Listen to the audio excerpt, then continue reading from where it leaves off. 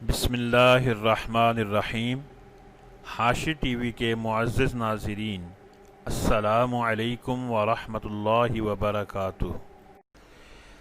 قابیل اور حابیل یہ دونوں حضرت آدم علیہ السلام کے بیٹے ہیں۔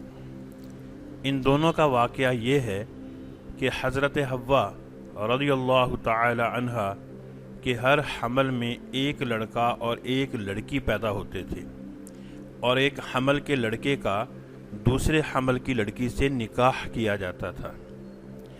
اس دستور کے مطابق حضرت آدم علیہ السلام نے قابیل کا نکاح لیوزا سے، جو حابیل کے ساتھ پیدا ہوئی تھی، کرنا چاہا، مگر قابیل اس پر راضی نہ ہوا کیونکہ اقلیمہ زیادہ خوبصورت تھی، اس لیے وہ اس کا طلبگار ہوا۔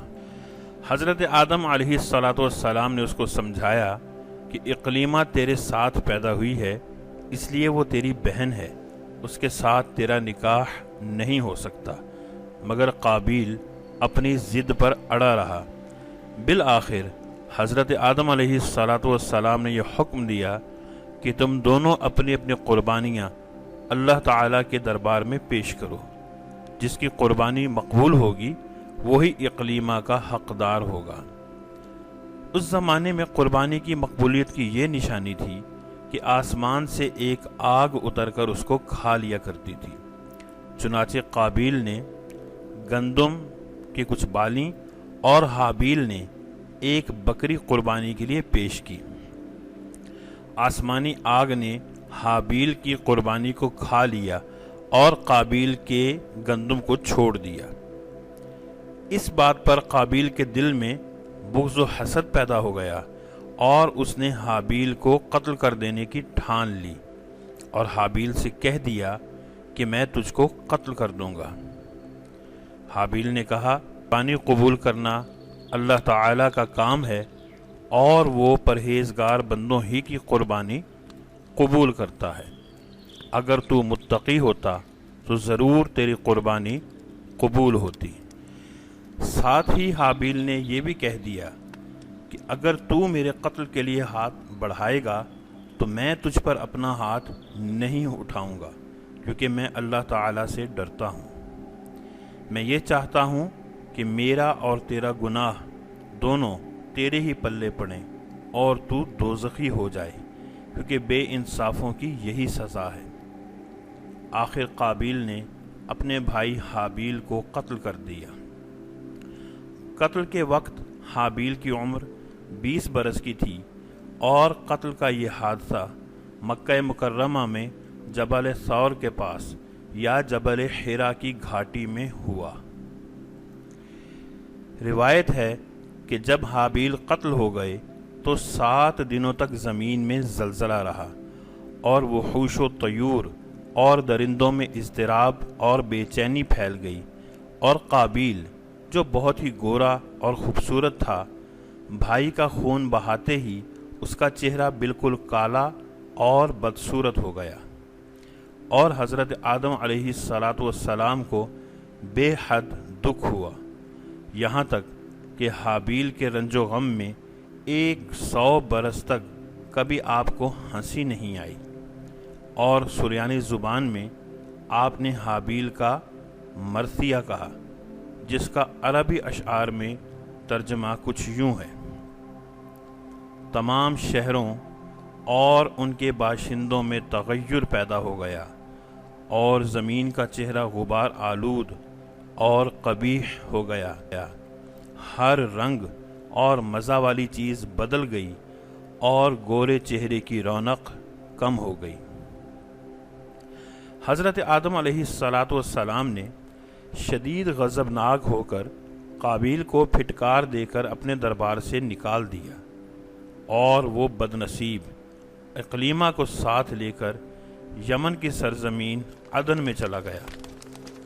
وہاں ابلیس اس کے پاس آ کر کہنے لگا کہ حابیل کی قربانی کو آگ نے اس لیے کھا لیا کہ وہ آگ کی پوجا کیا کرتا تھا، لہذا تو بھی ایک آگ کا مندر بنا کر آگ کی پرستش کیا کر۔ چنانچہ قابیل پہلا وہ شخص ہے جس نے آگ کی عبادت کی، اور یہ روئے زمین پر پہلا شخص ہے جس نے اللہ تعالیٰ کی نافرمانی کی، اور سب سے پہلے زمین پر خون ناحق کیا، اور یہ وہ پہلا مجرم ہے جو جہنم میں سب سے پہلے ڈالا جائے گا۔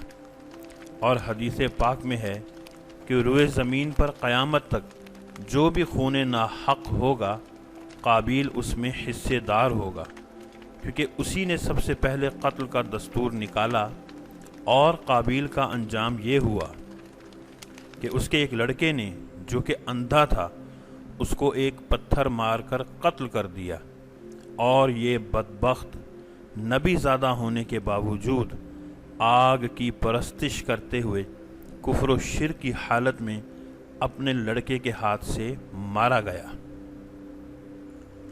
حابیل کے قتل ہو جانے کے 5 برس بعد حضرت شیث علیہ السلام پیدا ہوئے، جبکہ حضرت آدم علیہ السلام کی عمر مبارک 130 برس کی ہو چکی تھی۔ آپ نے اپنے اس ہونہار فرزند کا نام شیث رکھا۔ یہ سریانی زبان کا لفظ ہے اور عربی میں اس کے معنی ہبت اللہ یعنی اللہ کا عطیہ ہے۔ حضرت آدم علیہ السلام نے 50 صحیفے جو آپ پر نازل ہوئے تھے ان سب کی حضرت شیث علیہ السلام کو تعلیم دی، اور ان کو اپنا وصی اور خلیفہ بنایا، اور ان کی نسل میں خیر و برکت ہونے کی دعائیں مانگی۔ ہمارے حضور خاتم النبیین جناب محمد مصطفیٰ صلی اللہ تعالی علیہ وآلہ وسلم انہی حضرت شیث علیہ السلام کی اولاد میں سے ہیں۔ اس واقعہ کو قرآن کریم میں اللہ تعالی نے اس طرح بیان فرمایا، اور انہیں پڑھ کر سناؤ آدم کے 2 بیٹوں کی سچی خبر، جب دونوں نے ایک ایک نیاز پیش کی تو ایک کی قبول ہوئی اور دوسرے کی نا قبول ہوئی۔ بولا قسم ہے میں تجھے قتل کر دوں گا۔ کہا اللہ اسی سے قبول کرتا ہے جسے ڈر ہے، بے شک اگر تو اپنا ہاتھ مجھ پر بڑھائے گا کہ مجھے قتل کرے تو میں اپنا ہاتھ تجھ پر نہ بڑھاؤں گا کہ تجھے قتل کروں۔ میں اللہ سے ڈرتا ہوں جو مالک سارے جہان کا۔ میں تو یہ چاہتا ہوں کہ میرا اور تیرا گناہ دونوں تیرے ہی پلہ پڑے تو دوزخی ہو جائے، اور بے انصافوں کی یہی سزا ہے۔ تو اس کے نفس نے اسے بھائی کے قتل کا چاؤ دلایا تو اسے قتل کر دیا تو رہ گیا نقصان میں۔ جب قابیل نے حابیل کو قتل کر دیا تو چونکہ اس سے پہلے کوئی آدمی مرا ہی نہیں تھا، اس لیے قابیل حیران تھا کہ بھائی کی لاش کو کیا کروں۔ چنانچہ کئی دنوں تک وہ لاش کو اپنی پیٹھ پر لادے لادے پھرا۔ پھر اس نے دیکھا کہ 2 کوے آپس میں لڑے اور ایک نے دوسرے کو مار ڈالا۔ پھر زندہ کوے نے اپنی چونچ اور پنجوں سے زمین کو رید کر ایک گڑھا کھودا اور اس میں مرے ہوئے کوے کو ڈال کر مٹی سے دبا دیا۔ یہ منظر دیکھ کر قابیل کو معلوم ہوا کہ مردے کی لاش کو زمین میں دفن کرنا چاہیے، چنانچہ اس نے قبر کھود کر اس میں بھائی کی لاش کو دفن کر دیا۔ قرآن پاک نے اس واقعہ کو ان لفظوں میں بیان فرمایا ہے۔ ترجمہ: تو اللہ نے ایک کوا بھیجا زمین کو ریدتا کہ اسے دکھائے کیوں کر اپنے بھائی کی لاش کو چھپائے۔ بولا ہائے خرابی، میں اس کوے جیسا بھی نہ ہو سکا کہ میں اپنے بھائی کی لاش کو چھپاتا، تو پچھتاتا رہ گیا۔ حاشی ٹی وی کے معزز ناظرین، اس واقعہ سے جو ہمیں درس ہدایت ملتا ہے وہ یہ ہے کہ قابیل نے جذبہ حسد میں گرفتار ہو کر اپنے بھائی کو قتل کر دیا۔ اس سے معلوم ہوا کہ حسد انسان کی کتنی بری اور خطرناک قلبی بیماری ہے۔ اسی لیے قرآن مجید میں من شر حاسد اذا حسد فرما کر حکم دیا گیا کہ حاسد کے حسد سے خدا کی پناہ مانگتے رہو۔ اس کے علاوہ جو درس ہمیں ملتا ہے وہ یہ ہے کہ خون ناحق کتنا بڑا جرم عظیم ہے کہ اس جرم کی وجہ سے ایک نبی علیہ السلام کا بیٹا اپنے باپ حضرت آدم علیہ السلام کے دربار سے راندہ درگاہ ہو کر کفر و شرک میں مبتلا ہو کر مر گیا، اور قیامت تک ہونے والے ہر خون ناحق میں حصہ دار بن کر عذاب جہنم میں گرفتار رہے گا۔ اس سے یہ بھی معلوم ہوا کہ جو شخص کوئی برا طریقہ ایجاد کرے تو قیامت تک جتنے لوگ اس برے طریقے پر عمل کریں گے سب کے گناہ میں وہ برابر کا شریک اور حصے دار بنے گا۔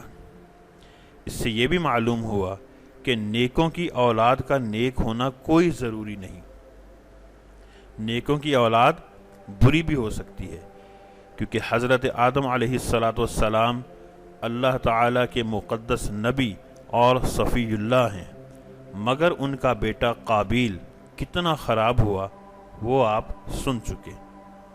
ہمیشہ ہر شخص کو چاہیے کہ فرزند صالح اور نیک اولاد کی دعائیں خدا سے مانگتا رہے۔